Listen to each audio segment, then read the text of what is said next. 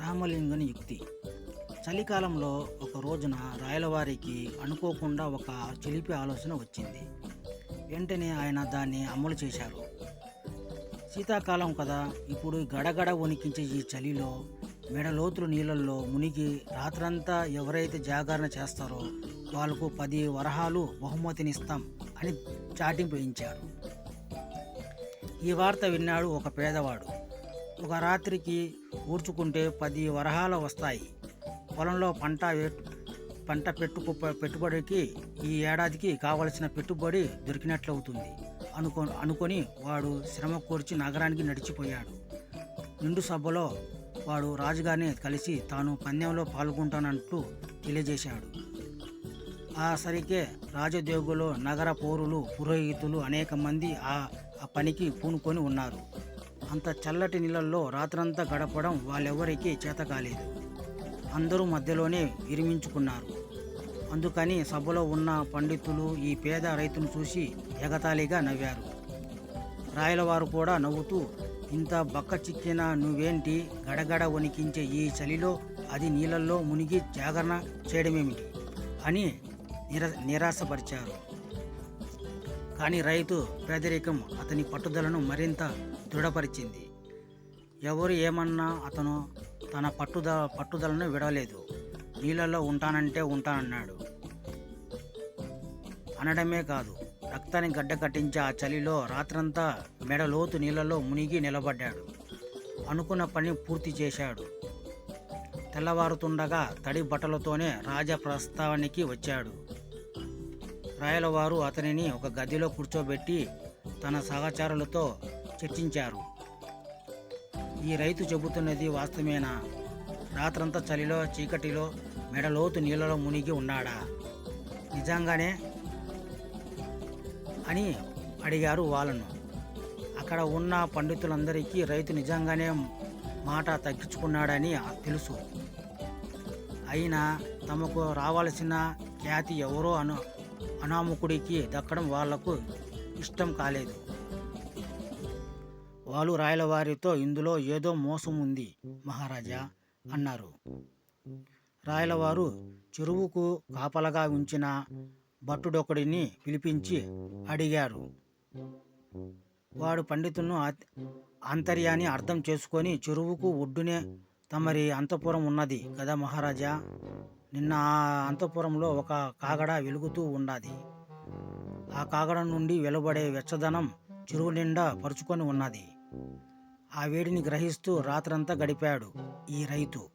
లేకపోతే ఇంత చలిని తట్టుకునేంత శక్తి ఎక్కడుంది ఈ బక్క ప్రాణికి అన్నాడు. ఈ చెప్పుడు మాటలు విన్నాడు రాయలవారు. వెంటనే ఇక ఏమీ ఆలోచించకుండా రైతుకు ఇవ్వవలసిన బహుమానాన్ని రద్దు చేశారు. 10 వరహాల మీద ఆశ పెట్టుకున్న ఆ పేద రైతుకు పాపం గుండె పగిలినట్లయింది. అయినా చేసేదేమీ లేక దుఃఖాన్ని దిగమింగుకొని అతను ఇంటి దారి పట్టాడు. ఇదంతా గమనిస్తూ కూర్చున్నాడు రామలింగ కవి. ఈ అన్యాయాన్ని సహించకూడదని అనుకున్నాడు. వెంటనే తమ మనిషిని ఒకడిని పిలిచి నిరాశగా పోతున్న రైతు వెంట పోమన్నాడు. ఆ రైతును సగౌరవంగా తన ఇంటికి తీసుకెళ్ళి ఉంచమన్నాడు. ఆ పైన సభలో లేచి నిలబడి రాజుగారిని, తోటి కవులను, పండితులను, రాజోద్యోగులను అందరినీ ఆ రోజు సాయంత్రం తన ఇంట్లో జరుపునున్న విందుకు ఆహ్వానించాడు. ఇంటి తోటలో విందు. ఆ విందులో ఏమేమి వంటకాలు ఉండబోతున్నానో ముందుగానే అందరికీ నోరెట్లట్లో వివరించాడు రామలింగుడు.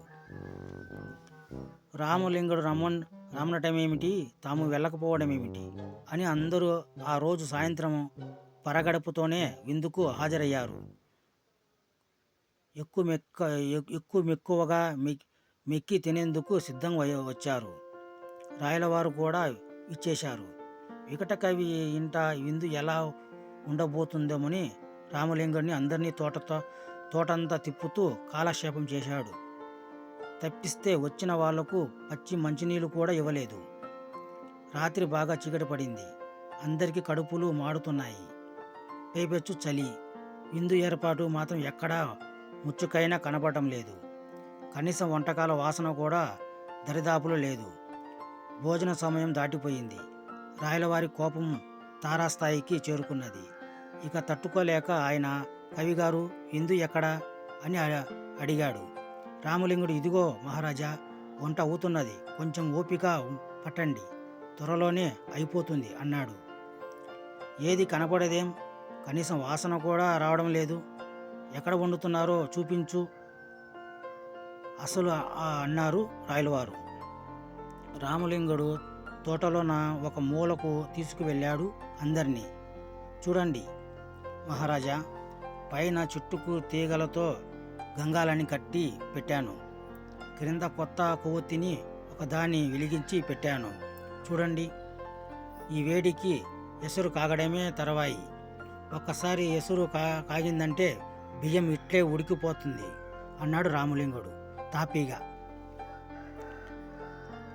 అయ్యో రామలింగ, నీకేమైనా బుద్ధుందా? ఎప్పటికీ వేడి తగిలేది, ఎప్పుడు ఎసురు కాగేది, ఎప్పటికీ అన్నం ఉడికేది, ఇక ఎప్పుడు విందు ఆరగించేది?